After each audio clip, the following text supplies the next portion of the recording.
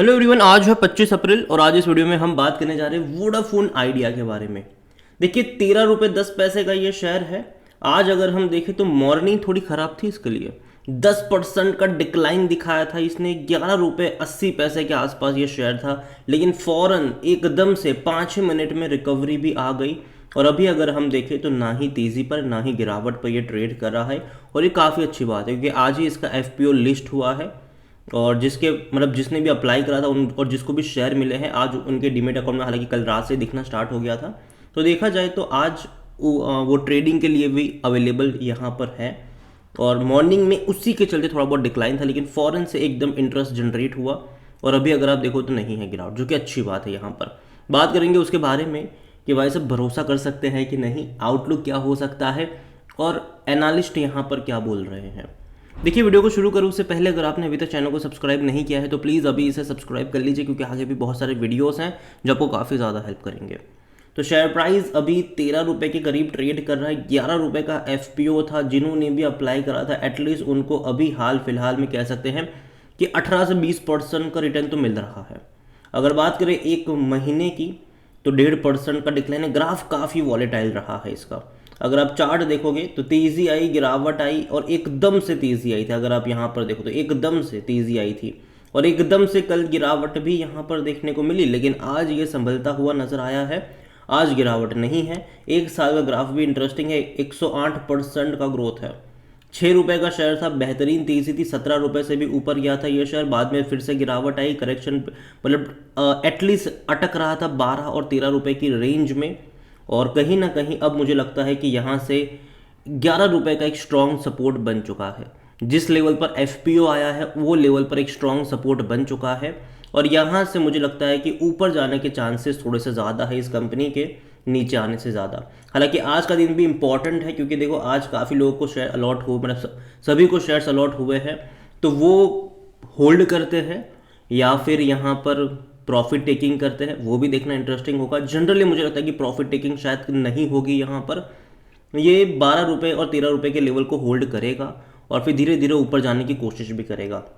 अगर वोडाफोन को लेकर देखें तो आज 7% का प्रीमियम था, क्योंकि देखा जाए तो मॉर्निंग में गिरावट थी। जैसे कि मैंने कहा 10% का डिक्लाइन था यहाँ पर, 11.80 रुपीज़ पर चला गया था मॉर्निंग में। जब ये खुला था तभी इस प्राइस पर था, लेकिन फ़ौरन से रिकवरी लेट मतलब यहाँ पर देखने को मिली और कह सकते हैं कि अच्छा खासा पैसा भी बना, कह सकते हो। यहाँ पर 18,000 करोड़ रुपए का यहाँ पर FPO था। लार्जेस्ट कह सकते हैं कि काफ़ी बड़ा FPO उन्होंने निकाला हुआ है। अब यहाँ पर स्टॉक बॉक्स के जो हेड रिसर्चर है मनीष चौधरी, उनका ये कहना है कि we remain wary about the short term prospect of the company and advise investor with moderate to high risk appetite to play this story from a turn around perspective, as we believe that it would take few quarters for the company to improve its competitiveness in near duopoly market. देखो simple सी बात है, telecom में अभी अगर आप देखो तो जियो और एयरटेल का राज चल रहा है। वोडाफोन स्ट्रगल कर रहा है, लेकिन अगर ये FPO के जरिए अगर पैसा इनके पास आता है, उसका इस्तेमाल ये करते हैं, तो आने वाले टाइम में उनके नंबर्स में कहीं ना कहीं इंप्रूवमेंट अगर आता है तो एक अच्छी बात होगी। और जहाँ तक बात करी जाए एक और इन्वेस्टर की, तो अमित गोयल है, को फाउंडर है, चीफ ग्लोबल स्ट्रेटेजी है Pace 360, suggest investor to park moderate fund for the long term and add on post listing at lower levels at average out in the investment with long term investment strategy। तो simple सी बात है, उनका कहना है कि long term के लिहाज से आप यहाँ पर प्ले आउट कर सकते हो और बहुत ज़्यादा पैसा पार्क मत करना। यहाँ पर हल्का फुल्का निवेश अगर आप यहाँ पर करना चाहो कर सकते हो। FPO को अच्छा खासा रिस्पॉन्स ज़रूर मिला था। यहाँ पर सबसे ज़्यादा किसी ने अगर सब्सक्राइब करा था तो वो QIB थे, उन्होंने तकरीबन 17.56 टाइम सब्सक्राइब हुआ था ये। नॉन इंस्टीट्यूशन इन्वेस्टर्स ने भी 4.13x सब्सक्राइब करा था उन्होंने भी। हालांकि रिटेल पोर्शन देखोगे तो भाई साहब वहाँ पर सिर्फ 101% का ही सब्सक्रिप्शन था। मतलब रिटेल वालों ने जिसने भी खरीदारी करी थी, मतलब जिसने भी यहाँ पर अप्लाई करा था, उसको तो 100% अलॉट हुआ ही है। बहुत ही 1% लोग हैं जिसको अलॉट नहीं हुआ है, बाकी सबको अलॉटमेंट मिला है यहाँ पर। और जहाँ तक बात करें वॉल्यूम्स की, तो भाई साहब वॉल्यूम का तो क्या ही कहना, बड़ी क्वांटिटी में ट्रेडिंग भी हो रही है। 214 करोड़ बाजार जस्ट खुला है अभी, और 214-215 करोड़ तक के शेयर ट्रेड ऑलरेडी हो चुके हैं। ये बहुत बड़ा नंबर है। और अगर जहाँ तक बात करी जाए मार्केट कैप की तो 65,000 करोड़ के आसपास का इसका मार्केट कैप है। कंपनी के बारे में अगर हम देखेंगे तो according to Moneycontrol user 67% लोग कह रहे खरीदारी करो, 14% लोग कह रहे बेचो और भाग जाओ, 19% लोग कह रहे होल्ड करो। और कंपनी को लेकर अगर हम इनके क्वार्टरली नंबर्स की बात करें तो अभी तक कोई डेट सामने नहीं आई, लेकिन हाँ जैसे पिछले क्वार्टर में होते थे नंबर्स वैसे ही होंगे, भारी नुकसान ही इनको देखने को मिलने वाला है। लेकिन मैं इंटरेस्टेड हूँ इनका जून क्वार्टर का नंबर्स देखने के लिए, क्योंकि जो पैसा इनको इस क्वार्टर में मिला है उसका कैसे इस्तेमाल होता है वो देखना इंटरेस्टिंग होगा। और जहाँ तक वोडाफोन आइडिया के बारे में अगर आप वैल्यूएशन के बारे में देखो तो नेगेटिव में पी है, क्योंकि कंपनी लॉस मेकिंग है। फिनेंशियल्स देखोगे तो यहाँ पर इनके फिनेंशियल्स लॉस मेकिंग ही है। 7,000 करोड़ का लॉस था लास्ट क्वार्टर में, उससे पहले 8,000 करोड़, फिर 8,000 करोड़, तो भारी नुकसान है। हालांकि अच्छी बात यह थी कि सितंबर से दिसंबर का अगर आप रेवेन्यू देखो तो जंप अच्छा था मेरे हिसाब से क्वार्टर ऑन क्वार्टर, क्योंकि इससे पहले के क्वार्टरों का अगर आप मार्च से जून का जंप देखो तो कुछ नहीं था। इवन जून से सितंबर का भी जंप देखो तो वो भी उतना खास नहीं था, लेकिन सितंबर टू दिसंबर का जंप अच्छा था रेवेन्यू वाइज। और मैं उम्मीद करता हूँ कि मार्च में भी थोड़ा बहुत जंप देखने को मिल जाए यहाँ पर। और सबसे अच्छा जंप मुझे लगता है कि शायद आपको जून और सितंबर क्वार्टर में देखने को मिलेगा रेवेन्यू में स्पेसिफिकली।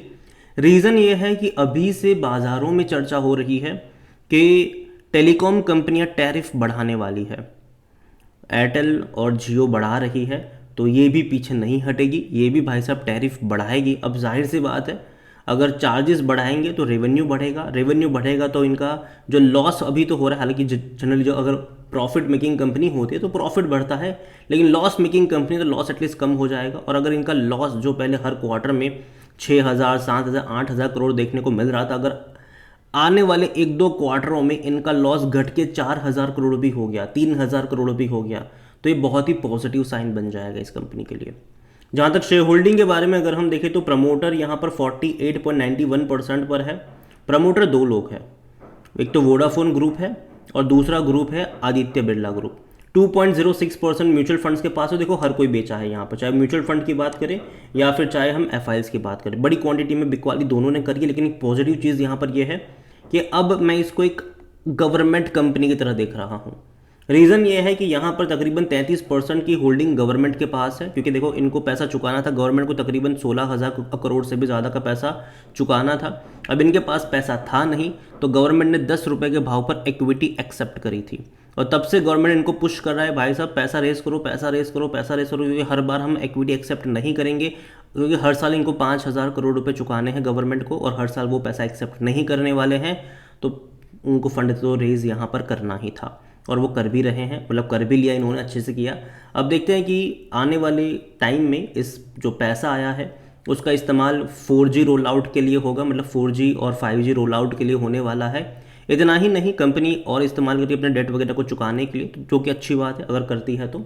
और ओवरऑल मैं इतना ही कहूँगा कि वोडाफोन आइडिया एटलीस्ट इनको एक लाइफ सपोर्ट मिल चुका है, एटलीस्ट आने वाले 2 सालों के लिए तो इनको सपोर्ट मिल चुका है। तो मैं कोई नेगेटिव यहाँ पर एक्सपेक्ट नहीं कर रहा हूँ। मुझे लगता है कि यहाँ से अब ये तैयार हो रहा है 16 से 17 की रेंज में जाने के लिए। लेकिन हाँ, जो 17 रुपये का लेवल है वहाँ पर एक रेजिस्टेंस ज़रूर है, उसको सक्सेसफुली ब्रीच कर पाएगा तो ब्रेकआउट आएगा, लेकिन अगर नहीं कर पाएगा तो वापस आएगा 14-15 रुपये का मुंह देखने के लिए। तो ये बात भी ध्यान रखिएगा, 17 रुपये का लेवल इंपॉर्टेंट है। अभी भी जो मार्च के नंबर आने वाले हैं मैं उतना ज़्यादा पॉजिटिव नहीं हूँ उसके लिए, लेकिन मुझे लगता है कि जून के नंबर, उसके बाद सितंबर क्वार्टर के नंबर बहुत ज़्यादा अहम होने वाले हैं फंड रेजिंग के बाद, क्योंकि कहीं ना कहीं पैसों का इस्तेमाल होगा, जिससे एटलीस्ट अगर लोन भी चुकाते हैं तो भी इनके लिए बेटर है। और हाँ, एक चीज़ है, जितना लोन इनको नहीं चुकाना है ना बैंक्स को, उससे ज़्यादा पैसा इनको गवर्नमेंट को चुकाना है, ठीक है। तो अभी अगर गवर्नमेंट के भी बेस्ट इंटरेस्ट में नहीं होगा कि इनको ज़्यादा पुश वगैरह करे, तो उम्मीद करता हूँ कि चीज़ें बेहतर हो इसके लिए, और भारत में एयरटेल और जियो के अलावा भी वोडाफोन सर्वाइव कर पाए आने वाले टाइम में। तो मैं इतना ही कहूँगा कि नज़र रखिए इसके ऊपर। अभी अगर आपके पास है तो होल्ड कर सकते हैं, यहाँ से मोमेंटम मुझे पॉजिटिव लगता है, नेगेटिव नहीं लगता है। अगेन ये मेरा पर्सनल ओपिनियन है, कोई भी इन्वेस्टमेंट एडवाइस नहीं है। वीडियो को यहीं पे एंड करता हूँ। पसंद आया हो तो लाइक करो, शेयर करो, चैनल पर पहली बार है तो प्लीज़ सब्सक्राइब करें। और वोडाफोन आइडिया के बारे में क्या सोचते हैं वो भी आप मुझे कमेंट में लिख के बता सकते हैं। Thank you.